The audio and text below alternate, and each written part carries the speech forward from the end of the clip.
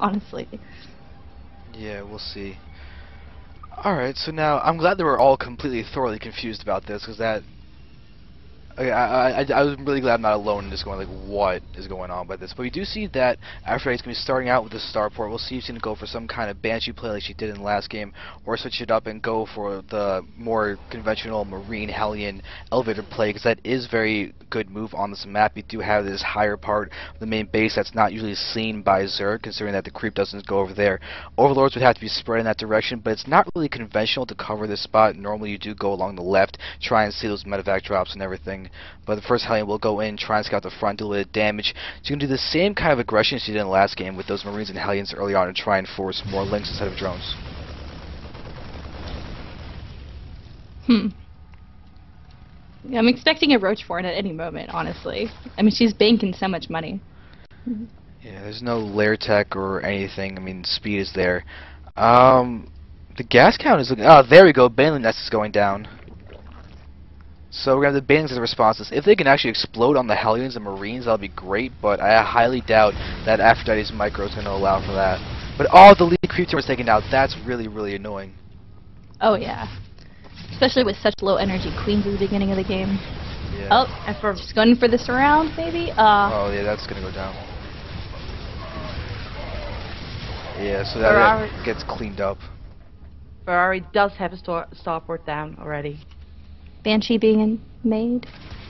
Banshee, yeah, she's building Banshee at the moment. Looks like she actually might be wanting to get cloaked. You can see that the minerals and gas are actually climbing up. She's going for the Baneling vest again. Oh. Yep, there it is. There's a lot of links going down. I'm kind of surprised. We haven't seen honestly... Oh, sorry. Aurora doesn't even know what's at the front of Aphrodite's base. She doesn't know that there is another bunker, or not a bunker, a barracks and a factory there, so we'll just have to see. Yeah, but this command center is now the weak point of this wall, but oh, she's attacking the barracks directly, and we're going to see it get repaired this time, and oh, this is going to be like a fast... Oh yeah, that's a failure there. She actually would have broken through if she'd gone straight to command center. Without a doubt. The command center was at, what, 600 health when she moved in? Then got 800 health of damage to that barracks. She just went and hit the first thing instead of actually literally right into the command center, in which case this Baneling bus could have gone straight in and then won, because these are just naked Hellions. They do not have blue flame. And then the mineral line would be completely vulnerable, and that would be just horrible for Aphrodite. 2 more factories coming down, which leaves a total of 3 factories for Aphrodite. So she's obviously going to go for the heavy mech once again. Which is this is a great map for mech. I mean, it's smaller. You don't have to worry about as many just places just to cover. And this is where the fact that Xel'Naga was chosen by a Zerg is going to start really, really messing with my mind. Yeah, after a failed Baneling bust like that, that's a lot of minerals, a lot of gas that was wasted for killing nothing. Yeah. And plus, you just have all these links that are on the field that aren't really doing anything except for killing rocks. Yeah. And even... Looks like she... What? Oh, it looked like she was trying to go do some more pressure with those lings. Well, taking down one of the Hellions is going to be a nice little thing, but Blue Flame is halfway done right now. Once that gets out, those lings are going to be more dead than they already are. We do have the engineering bay going down, armory going down as well. So we get turrets, probably get some kind of just good defensive position. But notice how long Aphrodite has been staying inside the base, only taking the natural 10 minutes in the face of the pressure and everything. So maybe Aurora may just try to take advantage economically, considering that going mech, you need that eco to try and get up your own army. And if Aurora can end up taking this gold as her third, she could get a lead, and then she'll be at basically 3.5 bases to Ferrari's 2. But 26 lings are in production, so I don't think droning is her plan at the moment. Yeah, now you have the blue flame pushing in, dealing damage, and these rocks aren't even taken out yet. We have a lot of queens moving forward. You gotta be careful though with the engagement.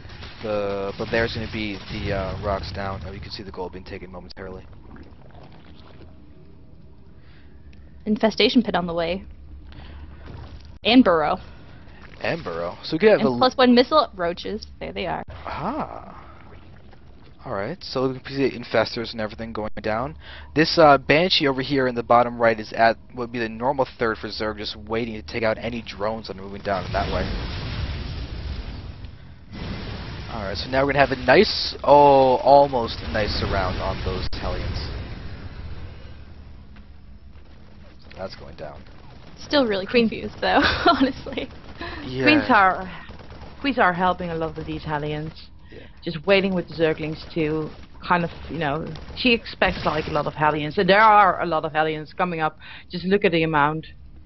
Yeah, they're going to be able to move and do a lot of damage. I mean, honestly, at this point, something that Aphrodite could literally do is just completely run by, go straight into the main base, try and kill off those drones down there, and use that as a really nice advantage. But now we're watching as the Queen's getting taken out by those Hellions, and also something to note, in the main base, that extractor is not being mined at all. Aurora literally has not mined a single bit of gas from one of her main extractors.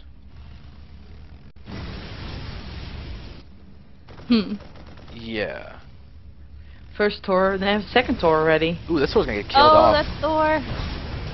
That's actually a really nice pick off. Oh, she might not get it. No. Oh my god. Oh my god! Are you kidding me? 8 HP on that Thor. Oh. Oh, that's frustrating. If she hadn't pulled back for that half a second, then that would have been taken out. And there's the the base at the gold. Yep. So she is going for the goal for a third base and try and take the eco lead with that. And a lucky break for her is actually the elite creep tumors weren't taken out by that scan, so she can still spread creep. Even if they did take it out, all of her queens have full energy. Yeah, this could be transfused for a while. So now that we're seeing pushing in, the queens can really do a nice job defending it, and I'm waiting for this to just hit the T button and start clicking. And honestly, I'm really not too sure what Aurora is doing, because she needs to drone up. She's only at 35 drones compared to Aphrodite's 52. And if she wants to do a big roach infester play, she really needs more economy. Honestly, it seems like Aurora's playing scared. It literally feels like she's like having nerve issues. But there we see a nice fungal on a couple of those Hellions, but needs a lot more than one fungal to take down this army. There's a nice fungal again, but we're having infestors being taken out the second they move forward. Queens are getting aggroed in, and they're going to get killed off. And I don't see any way that Aurora's going to be able to actually defend against this push.